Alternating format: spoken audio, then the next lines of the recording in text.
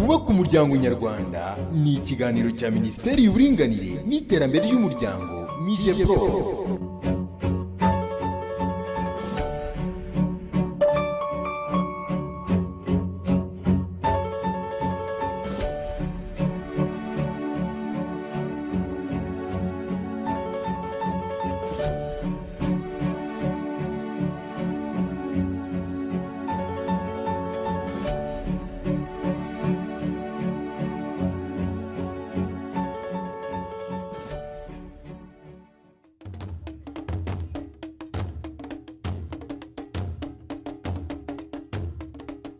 Buri mwaka MIJEPRO itegura kino gikorwa cy'ubukangurambaga ku muryango. Uyu mwaka rero twashatse kwibanda cyane nk'ibyo mwari mumaze kuvuga ku burere buboneye mu muryango, dusanga aricyo gisubizo kurwanya ihohoterwa rishingiye ku gitsina n'ishuzwa ry'abantu.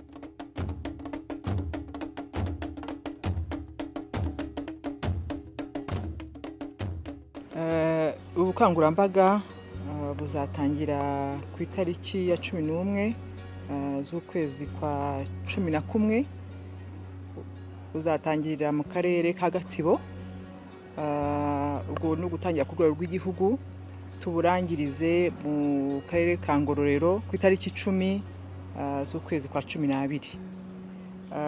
Ubwo nkuko nari mbivuze ni ku rwego rw'igihugu, ariko n'ubukangurambaga buzabera mu gihugu cyose nkuko dusanzwe tubikora, kandi ugire no hasi ku rwego rw'umudugudu. Ubukangurambaga icyo tuzibandaho cyane nkuko nari mbaze kubivuga biri no mu nsanganyamatsiko ni uruhare rw'ababyeyi cyane cyane, kubera ko ibyo byose bibazo tuba tuvuga usanga aho bihera ni muri wa muryango. Iyo tuvuze ngo uburere buboneye mu muryango, tushaka kureba cyane uruhare rw'ababyeyi. Ese ababyeyi bafite uruhare kugira ngo abana bacu tubatoze indangagaciro zacu nyarwanda, kugira ngo tubahe uburere koko tuboneye, tubahe aho bakurira koko baboneramo amahirwe yo kuzakura neza, bagakura bafite ubuzima bwiza, bagakura bafite ibintu byose bibafasha, byaba mu ishuri, byaba no kubana n'abantu. Ibyo byose bibera mu muryango, kandi uruhare rwa mbere ni urw'ababyeyi. Ariko hari n'uruhare rwa community. Ese community ifite uruhe ruhare mu kuha ubwo burere abana bacu? Kubera ko hari uruhare rw'umubyeyi, ariko hari n'uruhare rw'umuturanyi. Umwana twongere tumushyire mu muryango mugari, ntitwumve ngo ni umuryango gusa papa na mama, ariko n'abaturanyi, n'aho akurira, n'aho akinira, n'aho yiga, bumve ko bafite uruhare mu kurera uwo mwana. Imbere tuzagenda tubikora muri gahunda zitandukanye zizagenda zikorwa ku rwego rw'umudugudu, ariko none turebe no kuri wa mwana. Ese we turamusaba iki? Niba dufite ababyeyi bafite uruhare rwabo, ariko n'abana bafite icyo tubasaba. Abana yego turabaha ubwo burere bwiza, ariko nabo bafite inshingano zo kubaha ababyeyi babo, zo gufasha ababyeyi babo. Nk'ubu ngubu bari mu biruhuko, ese barakora iki? Ese bariyubaka gute? Kubera ko ntabwo ari ababyeyi gusa, n'umwana agomba kugira urwo ruhare. Nabyo rero tuzagira bimwe mu bikorwa bizajya bireba kuri abo bana n'uruhare rwabo mu kubaka umuryango muri rusange.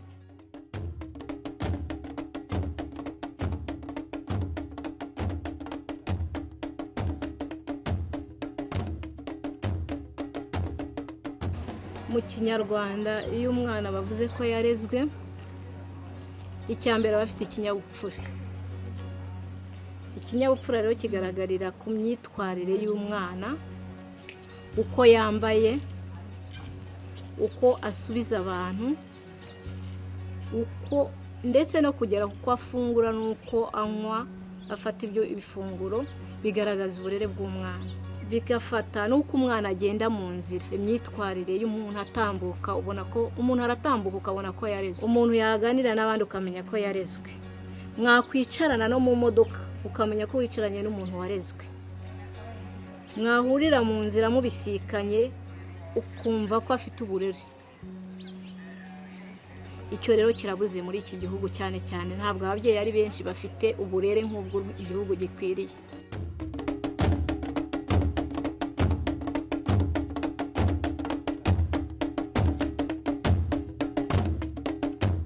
akenshi bikunda kugaragara ko mu bijyanye n'uburere bw'umwana, ku bijyanye no kumwitaho, kumugaburira, ku bijyanye no kumukoresha imyitozo n'ibindi, akenshi bikunda guharirwa abagore.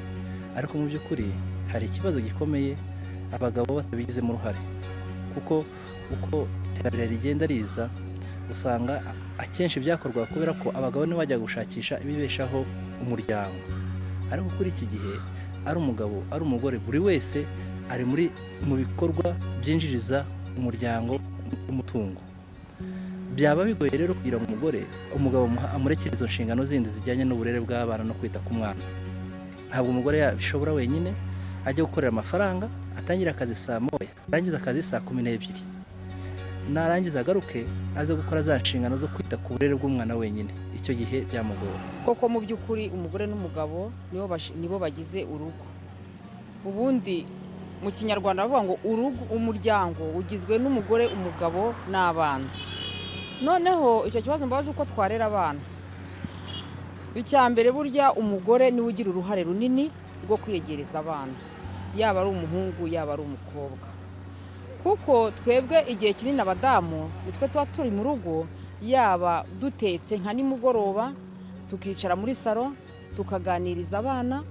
Icyo gihe umugabo ntawe uhari, hari igihe abatarava ku kazi, ariko nawe nk'iyaje arabisangirira akajya nko mu kiganiro twari turimo.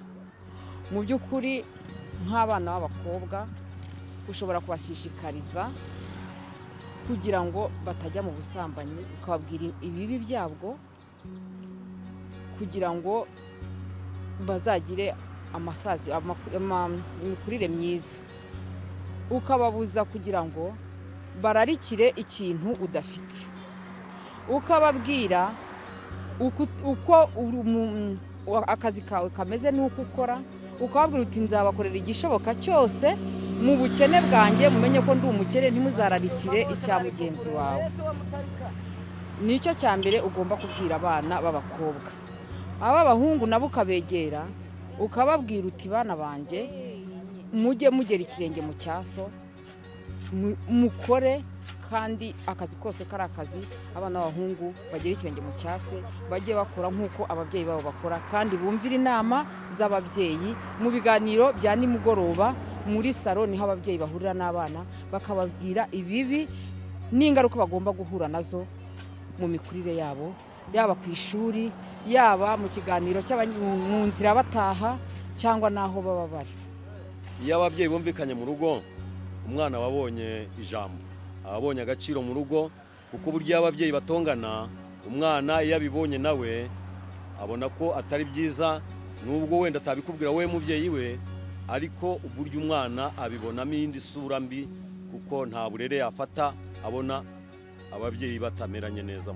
Umwana agomba kubaha umubyeyi, kuko kera twaravutse natwe, kuko twabayeho babyutse tubaha ababyeyi bacu, ababyeyi bakadutuma tukabubahiriza, tukabatumikira, abana bakatugaburira, bakadutuma ariko bakanatugaburira. Muri icyo gihe twari dufite agaciro rwose. Ndakubwiye ko ababyeyi bacu iyo babana neza, bakababanye neza n'abana mu rugo, nta kibazo bahura nacyo.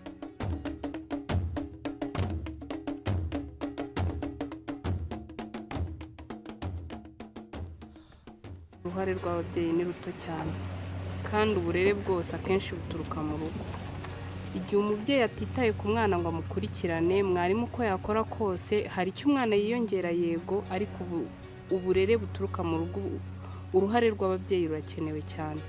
Kuri iki gihe rero akenshi ababyeyi ntibaboneka pe, ntibaboneka. Ni nayo mpamvu tugenda tuvuga ngo edikasiyo iri kugenda iba nabi, abajene bamwe bari kujya mu biyobyabwenge, mbega ukabona mu bajene hari ikibazo. Ndi kubona ababyeyi baradohotse pe, ababyeyi twarababuze, kandi kugira ngo tugere ku musaruro nyawo nuko dufatanya n'ababyeyi. Rero nasaba ababyeyi ngo bagerageze gushaka ubuzima ku gutunga umwana, ariko bagerageze no kumuha uburere, kuko nabwo burakenewe. Kuvuga ngo umwana ngo nzamuha ibyo akeneye byose ariko ntakubone, ntago ari byo. Burya umwana hari byinshi akwigiraho iyo akubona face à face, iyo akubona muri kumwe, iyo abona uko mama yitwara biramufasha, iyo abona uko papa yitwara biramufasha. rero ababyeyi nibakurikirana uburere bw'abana bareke guterera iyo ngo bavuge ngo umwana twamushyize mu ishuri birahagije oya. Rero uruhare rw'umubyeyi ni rwo rwa mbere kugira ngo umwana abashe gukura neza. Ababyeyi barereye igihugu bagomba kumenya ko abakozi atari ababyeyi. Ntabwo umukozi yasimbura umubyeyi. Cyambere cyo nuko umukozi nta burere buhagije yaha umwana. Benshi ntabwo baba bafite. Ubwo nsubire kuri rya jambo twavuganye ko umuntu atanga icyo afite, niba umukozi nta burere afite ntacyo umwana wawe azakurana. Bikaba ari nayo mpamvu iki gihugu cyacu gifite ibibazo by'uko abana bacu benshi bariho bakura muri iki gihe bariho bagenda batwarwa n'abantu tutazi.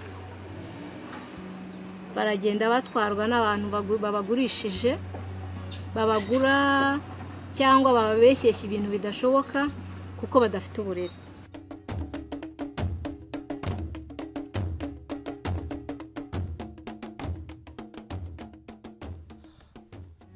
Uruhande rwanjye numva ko abana bakagombye kuba bubaha ababyeyi, bakagerageza kumva inama z'ababyeyi, cyane cyane bakagendera no ku muco nyarwanda nyine kuko utegeka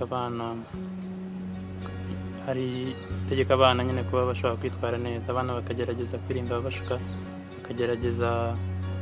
kugerageza kuba bari mu rugo amasaha menshi cyangwa se bakagerageza gushaka ukuntu bakwitabira akazi, bityo ako kazi bitabiriye cyangwa se uwo mwanya bafashe bari gushaka ibyo bakora bitandukanye bishobora kubafasha kubarinda ibishuko no kubarinda ingeso mbi no kubarinda kujya mu bintu by'ibiyobyabwenge n'ubundi bushukanyi butandukanye bushobora kuboreka cyangwa se bukabateza ibibazo. Abana inama nagira inama yo kutashukwa n'abatari ababyeyi babo, kuko umubyeyi yakubujije ikintu ukagikora, icyo kintu kiba kirimo ingaruka ikomeye kandi ugomba kucyitwaririkamo. Niyo waba ugiye kugikora ugomba kukireka kuko ababyeyi hari ibyo baba babanje kukubwira, kandi ababyeyi nibo bakurusha ubwenge bwo kumenya aho isi iva ikagera n'ibishuko byayo byose.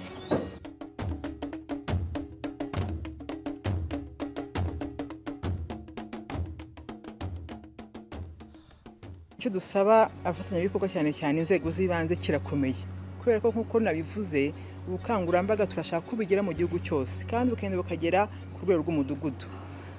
Tugomba rero gufatanya twese twaba ku rwego rw'igihugu, ariko cyane cyane inzego z'ibanze zigomba kubigiramo uruhare rukomeye, bagomba kubigira ibyabo.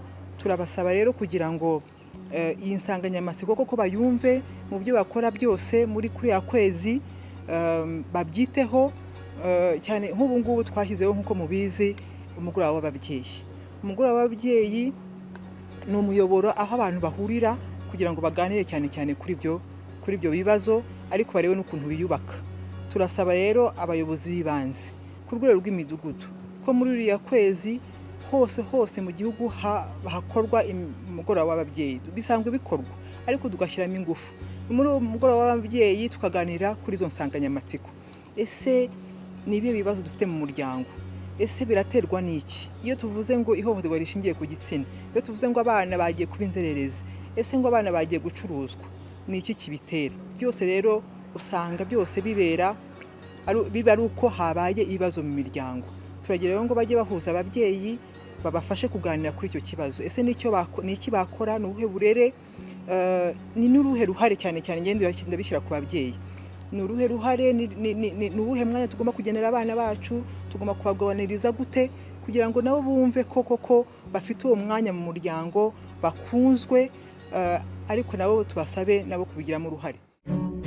Twubake umuryango nyarwanda ni ikiganiro cya Minisiteri y'Uburinganire n'Iterambere ry'Umuryango MIJEPRO.